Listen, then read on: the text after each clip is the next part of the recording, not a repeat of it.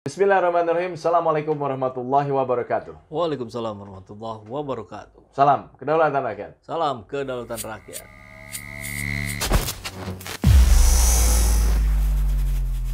Sahabat Presiden Joko Widodo meminta masyarakat untuk memaklumi kalau pemerintah menaikkan harga BBM, Kang. Dan sudah ya? Tadi malam katanya Tadi malam ya kalau nggak salah. Tadi malam tuh maksudnya ketika ini direkam ya. Iya. Nah, jadi memang tidak mudah, Kang. Pemerintah juga dalam mengambil langkah gitu loh. Jadi kalau saya berada di sisi pemerintah ya, di sini didempet, sini ditekan, di sini ditekan gitu. Iya. Jadi harus pintar-pintar pemerintah mengambil sebuah langkah supaya tidak menyusahkan rakyat, tetapi juga bagaimana menjaga agar keuangan sebuah negara ini tetap terjaga gitu loh, Kang. Ya, di titik itu saya bisa memahami artinya siapapun yang sedang memimpin negeri ini ketika menghadapi persoalan yang sama, persoalan global gitu ya, efek pandemi dan seterusnya, kita harus mencoba bersikap fair gitu, bahwa ada upaya-upaya yang sedang dilakukan oleh pemerintah untuk mengembalikan roda perekonomian negeri ini. Dan upaya-upaya itu cukup dipersiapkan gitu kan. Tidak langsung, tidak ujuk-ujuk. Karena ada bahasan dulu tuh, ada pengkondisian sebelumnya. Bahwa harga Pertalite di Indonesia ini terlalu jauh dibandingkan negara-negara luar. Terlalu murah gitu kan.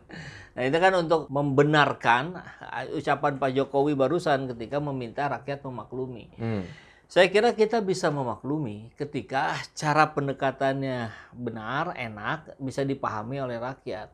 Bukan dengan cara-cara yang seperti kemarin, misalkan aplikasi yang malah membuat repot, ribet, dan justru langsung direspon oleh netizen rating 1 gitu. Nah itu kan mencerminkan ketidakpercayaan rakyat terhadap pemerintah. Padahal rakyat itu sebetulnya ingin percaya kepada pemerintah. Tinggal bagaimana pemerintah membenahi tata kelolanya, membenahi komunikasi publiknya gitu. Saya cukup menghargai pemerintah di kebijakan kali ini ketika tidak menaikkan Pertalite. Yang dinaikkan kan Pertamax Turbo, Dex, dan sebagainya lah. Nah itu kan memang konsumsi yang non subsidi. Yang subsidi dipertahankan. Mudah-mudahan ini bertahan lama, dipertahankan ya, bukan 1 minggu atau 1 bulan. Kemudian Pertalite ikut naik dengan cara yang sama untuk memaklumi. Yang mengkonsumsi BBM non subsidi kan bukan rakyat jelata. Mereka pengusaha, mereka orang kaya gitu. Saya kira mampu lah ya. Mampu untuk melakukan itu. Untuk industri misalkan. Kan itu bisa dikalkulasi ulang lah. Tapi ini lain cerita. Kalau Pertalite kemarin ikut dinaikkan, saya kira hari ini bisa terjadi demo besar-besaran gitu. Karena kondisi rakyat hari ini belum bergerak dengan stabil ke arah move on-nya gitu kan. Ya memang sih informasinya Indonesia itu kan masih mengimpor kebutuhan BBM itu sebanyak 1,5 juta barel kan. Itu masih impor. Sementara kondisinya sekarang ini harga minyak di luar kan lagi naik. Otomatis kalau tidak naik, Indonesia artinya negara harus harus mengeluarkan lebih banyak gitu loh untuk membeli. Karena tadi masih impor. Setengahnya kalau nggak salah. Setengah kebutuhan BBM di Indonesia itu masih impor. Ketika kita bicara langkah yang dilakukan oleh pemerintah. Tapi kadang tidak oleh sebagian masyarakat tidak mau tahu gitu loh. Karena kan mereka taunya udah pokoknya buat rakyat. Tidak mau tahu itu, Kang. Karena pemerintah selama ini tidak memberikan penjelasan yang masuk akal dengan bahasa rakyat. Sehingga alasan-alasan teknis yang disampaikan seperti ini harga dunia naik apa segala macam itu direspon oleh rakyat dengan nggak peduli pokoknya jangan naik ya, karena tidak ada penjelasan bagaimana pengaturan harga itu. Kan kita tidak sepenuhnya impor. Kalau kita sepenuhnya impor, oke lah kita masuk akal, mau nggak mau kita mengikuti harga dunia. Tapi ini kan kita juga punya produksi BBM juga gitu. Notabene itu harganya sebetulnya bisa tidak ada gitu. Kalau pemerintah hari ini memiliki uang yang besar lah untuk biaya produksi, kan sebetulnya bisa-bisa saja BBM Indonesia gratis gitu. Yang produksi dalam negeri.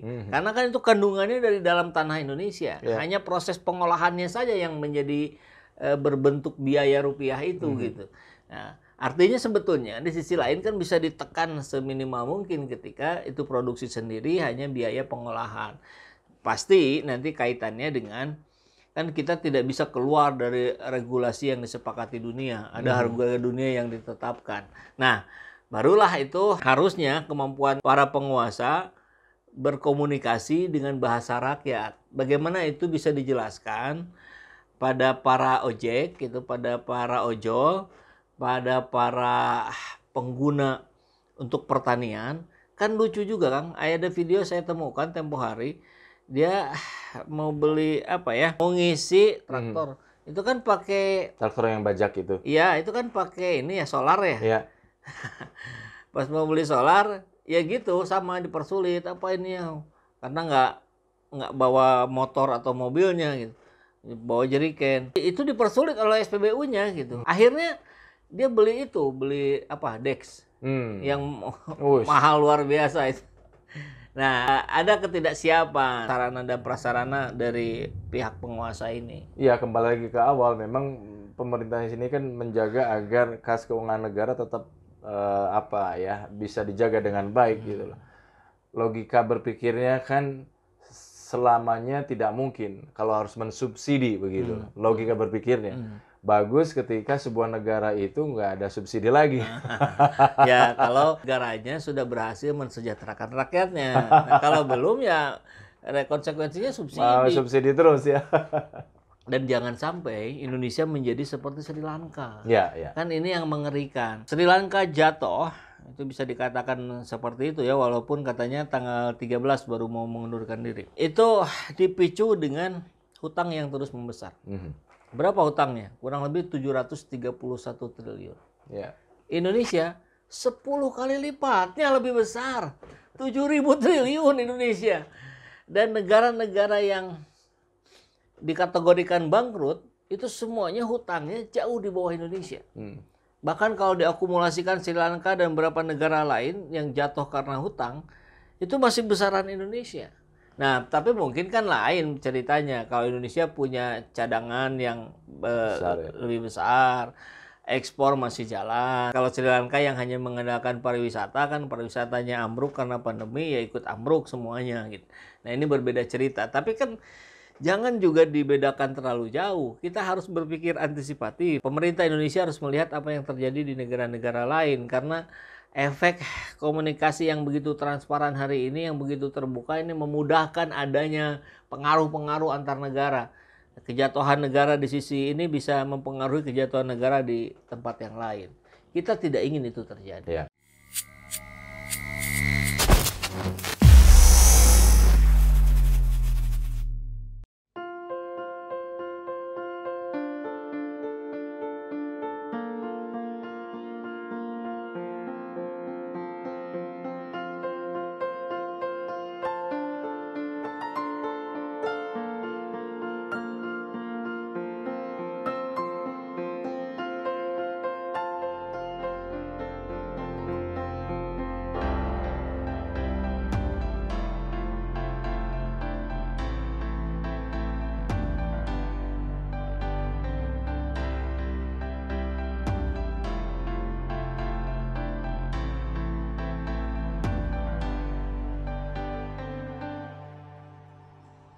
Nah, sebelum 20 tahun kita diambil, diminta pulang, ya mari kita sempatkan untuk datang ke Baitullah. Alhamdulillah, semua sesuai dengan rencana yang telah diprogramkan. Ya, kami merasa puas, mudah-mudahan bisa untuk selanjutnya. Alhamdulillah, perfect. Ya, alhamdulillah sangat nyaman dan menyenangkan bagi semua jamaah. Alhamdulillah.